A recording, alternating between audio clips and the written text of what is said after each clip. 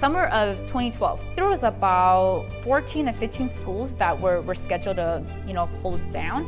And parents got only a month notice. The Sacramento Bee, like all these different newspapers were already putting out articles, op-eds about how these school closures are actually good because they're saving us money, right? For the teachers and the students and the parents on the ground, we felt like their perspective and voices weren't being heard. I just remember going to school sites, flyering, trying to get parents to come to our meetings, trying to bring folks together.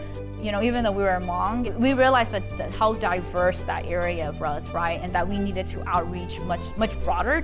We started to pivot away from saving my school to saving our schools. It was important for us to be able to connect our shared struggles together. I don't think anyone would have cared about it, but they started to see faces, right, of students, of teachers, of parents. And so what turned out to be a month before school was closing, they actually extended it out after summer break, right?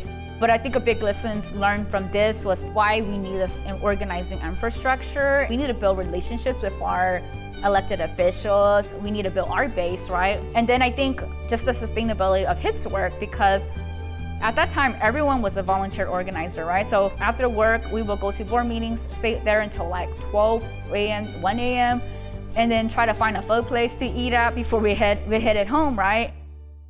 I think what drew us to Acre was the transformative part. It wasn't just, we are holding your money and this is what we will help you, right? But our dreams was also their dreams. Through Acre, we were able to find our initial seed funding from the California Endowment, and then hired on our first full-time staff, our co-founding executive director, Cha Beng. From there, it has grown very fast.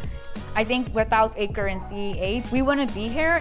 Now that we've been a part of Acre for that long, now we get to also shape Acre's future. That is why I think HIP is so unique, is we're really creating space we don't see in the current landscape of leadership development. Even when HIP started, we were a majority Hmong women-led organization. And so I think that difference in itself is already transformative of who gets to be at the table.